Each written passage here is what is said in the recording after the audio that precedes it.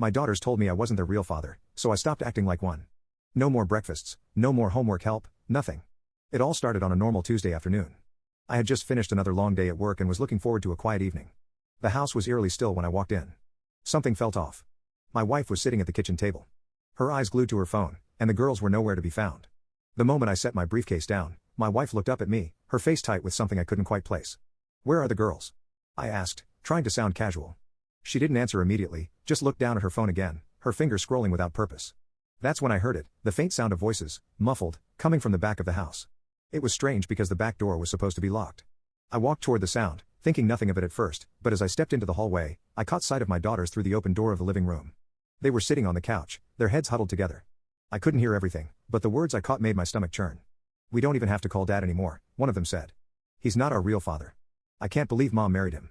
The words hit me like a slap. My breath caught in my chest, and I stood frozen. How could they think that? I had raised them from the moment they were born.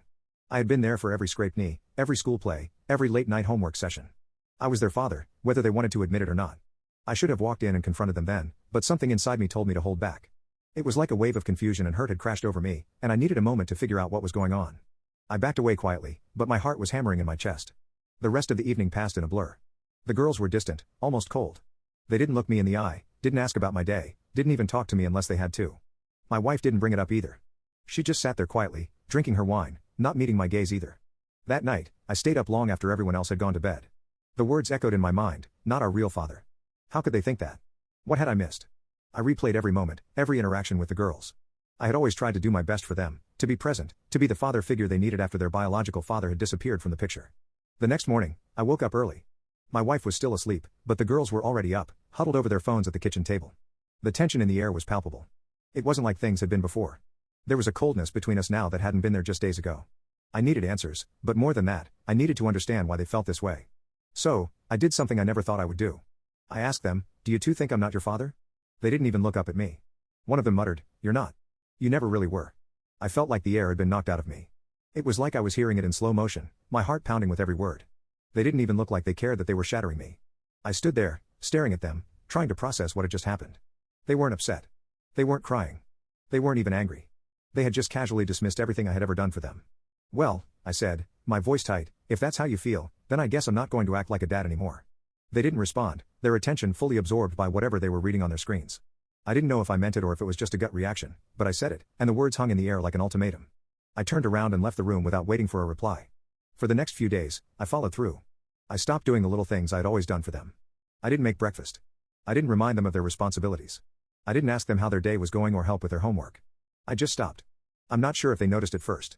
They had become so used to me doing everything for them that they probably didn't even realize what had changed. But soon, it became apparent. The first time one of them looked at me with confusion was on the fourth morning. I was sitting at the table, reading the paper, when she came down, still groggy. She stood there for a few moments before asking, "Aren't you going to make breakfast?" I shrugged.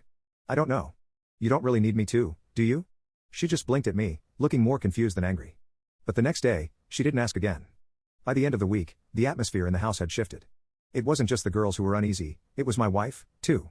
She noticed I wasn't picking up the slack anymore, that I wasn't jumping to help when things went wrong. One evening, she asked, "Why aren't you taking care of them?" I didn't even look up from the TV. I'm not their father anymore. They don't want me to be, so why should I pretend? Her silence spoke volumes. She didn't know how to respond. It wasn't what she had expected. But I wasn't going to apologize, not this time. As the days went on, the girls began to show signs of discomfort. They didn't seem to understand what had happened. They didn't get why I wasn't playing the role they expected. It was like they hadn't realized how much I had done for them until it was no longer there. And that's when things started to change. It started subtly at first, a few glances exchanged between my wife and the girls, but nothing more. They'd still pass me in the hallway without a word, like I was just another piece of furniture in the house. The house had become a shell of its former self, devoid of warmth or laughter. It was a stark difference from the way things used to be. But I had my reasons for keeping my distance. They had drawn their line in the sand when they told me I wasn't their real father, and I wasn't going to cross it anymore. Then, one evening, the tension finally boiled over. The girls had been particularly withdrawn that day. They ate dinner without speaking, their eyes glued to their plates, as if the food had somehow become more interesting than the family sitting around the table. I could feel the unspoken words hanging in the air like an argument waiting to happen. After dinner, one of the girls finally spoke up. "Why aren't you helping anymore?" Her voice was small, almost unsure, but there was an edge to it that I couldn't ignore. I didn't look up from my book. "You didn't want me to help." She shook her head, a frown creasing her brow. "That's not what we meant. We didn't think you'd just stop being there for us. Maybe you should have thought about that before you told me I wasn't your father, I said, my voice cold. The words hit like a punch. Her face twisted in confusion, like she didn't quite understand how things had gotten this far. But we didn't mean it like that. We were just. I interrupted. You were just angry. You didn't think about how it would feel to hear that, to be dismissed like I'm just some stranger. The room went silent. She opened her mouth, then closed it again, unsure of what to say. It was like the reality of her words had finally hit her. I wasn't some stranger. I had been there for her, for both of them, when they needed a father. And now, they were starting to realize it. My wife, who had been quiet up until then, spoke. You don't have to be like this. I didn't answer her right away. I didn't know what to say. I had already given everything to this family. I had sacrificed so much of my time, my energy, my love for them. And yet, in an instant, they had turned their backs on me. Maybe I don't have to be like this, I said finally. But I don't want to pretend like nothing happened either. You all made it clear where I brings in the paycheck and fixes things around here, right? My wife looked at me, her face softening for a moment. But I wasn't in the mood for her sympathy. I wasn't looking for an apology. I just needed them to understand what it felt like to be pushed aside. The following days were a strange mixture of tension and realization. The girls started to notice that their mother wasn't intervening anymore. She wasn't the buffer between us, wasn't trying to smooth things over like she usually did. And that seemed to hit them harder than I had expected. They were used to the comfortable routine we'd all built, one where I played the role of the father, the provider, the fixer. And now that I wasn't playing that role, everything fell off balance. My absence, my unwillingness to. Final update, Engage had created a vacuum that they were struggling to fill. By the end of the week, I had already stopped doing everything I used to. I didn't make them lunch, I didn't remind them to take their vitamins, I didn't fix their broken or answer their questions about school. I barely even looked at them when they spoke. If they wanted a father, they could go find one. One night, I was sitting in the living room when the youngest came in, hesitating before sitting down beside me. Her eyes were downcast, her hands twisting together nervously. Dad, can we talk? She asked. I didn't look at her right away. About what? I asked. I'm sorry, she said quietly. I didn't mean what I said. We didn't mean it. I don't know. I didn't think it would hurt you. I let the silence stretch between us. I could feel the weight of her words, but part of me was still angry. I wanted to believe her, but I didn't know if I could just forgive and forget. What if she was just saying the words because it was getting uncomfortable? I turned the page of my book, pretending I hadn't heard her. You should have thought about that before, I said. Her shoulders slumped, and for a moment, I thought she might cry. But she didn't. She just sat there, staring at the floor, her face pale and tight with regret. I could see the guilt etched into her features, and for a second, I almost felt sorry for her. But then a voice in my head told me that this was exactly what I had wanted. This was the consequence of their actions. It wasn't until the next day that the full impact of my silence started to sink in. My wife came to me, frustration written all over her face. You've made your point. Why are you punishing them like this? I'm not punishing them, I said, my voice calm but my insides a storm. I'm giving them the space to figure it out. They don't get to just dismiss me and expect everything to go back to normal. She looked at me for a long time, as if searching for something in my expression. Finally, she sighed. I think they realize what they've done, but you're making it worse. You're not being fair. I stood up, suddenly tired of the conversation. Fair? They're the ones who made this unfair in the first place. The days that followed were a blur of awkward silences, half-hearted attempts at reconciliation, and a growing sense that something was slowly breaking between us all. The girls didn't speak to me much. They didn't ask for anything, didn't even try to hide their discomfort. And for the first time, I could see how deep the divide had become. It was clear they were regretting their words, but was it too late for me to care anymore? It wasn't until the following weekend that the shift finally became undeniable. The girls, who had been avoiding me like the plague for days, started looking at me differently. There was a hesitance in their eyes, a recognition of the absence I had created. They had begun to feel what I had been feeling all along, disconnected, unwanted, and dismissed. It wasn't just about the words they had said anymore, it was the weight of their silence that had finally started to sink in. I had no idea how long I could keep this up.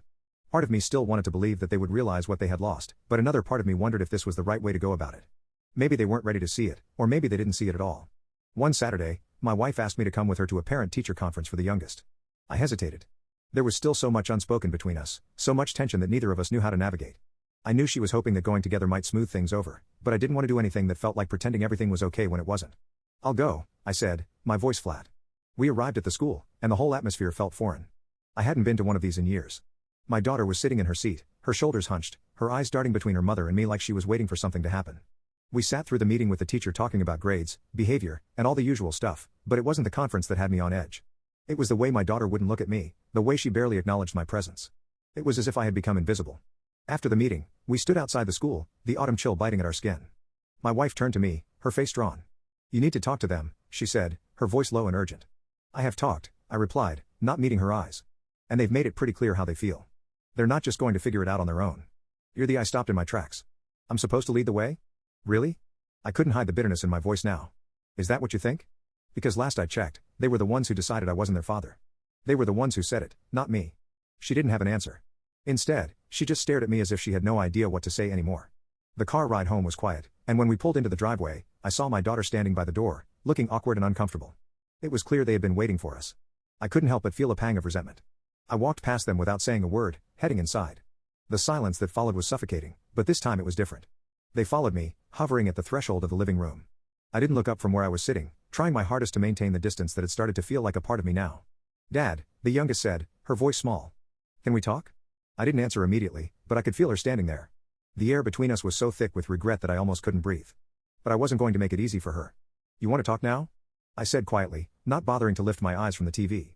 "What happened to all those times you told me I wasn't your real dad? You didn't need to talk then." The guilt on her face was unmistakable, but it didn't make me feel any better. I was tired of being the one who always had to fix things, always had to play the role of the father when they didn't seem to appreciate it. "I didn't mean it," she said softly. "I was just angry and confused, and I don't know why I said that." The words were sincere, but they didn't change what had happened. The damage had been done, and I wasn't sure if we could go back to what we had before. "I know you didn't mean it," I replied. "But it still hurts. I've been trying to understand why you said it, why you'd push me away like that after everything I've done for you." She didn't have an answer for that, and neither did her sister, who had been standing silently in the corner, watching the exchange unfold. After a few moments, she spoke up. "I don't know what we were thinking, Dad. I'm sorry. I really am." I looked at both of them, their faces red, their eyes wide with apology. But even as they apologized, I couldn't shake the feeling that it was too late. Too much had changed between us, and the rift was too deep. "Sorry doesn't fix everything," I said softly. "You can't just tell me I'm not your father and then expect everything to go back to normal when it's convenient for you." My words hung heavy in the air, and I saw both of them flinch. I could feel the regret radiating off them, but it didn't make me feel any better. It didn't take away the hurt. My wife entered the room then, standing in the doorway, watching the scene unfold. She knew what had happened, knew the toll it had taken on all of us, but she didn't know how to make it right either. The girls stood there for a few moments, their shoulders slumped, their faces a mix of shame and sorrow. But it wasn't the words of apology that changed everything. It was the realization that they had finally understood what it meant to lose someone, not just me, but the idea of family itself. And I realized, for the first time, that they weren't the only ones who needed to figure things out. I did too. Maybe there was still a way back, but it would take more than just words. It would take time, trust, and something we had all lost along the way, effort. "I don't know where we go from here," I said, my voice barely above a whisper. "But I need you to show me that you care, not just say it." The youngest nodded, her face pale but with a glimmer of understanding in her eyes. "We will," she said, her voice small but steady. And in that moment, I realized something. It wasn't just about them understanding the weight of their words. It was about me understanding how far I'd let this silence go. Maybe we could still fix this, but it would take all of us to make it work. And for the first time in days, I felt like there might be hope.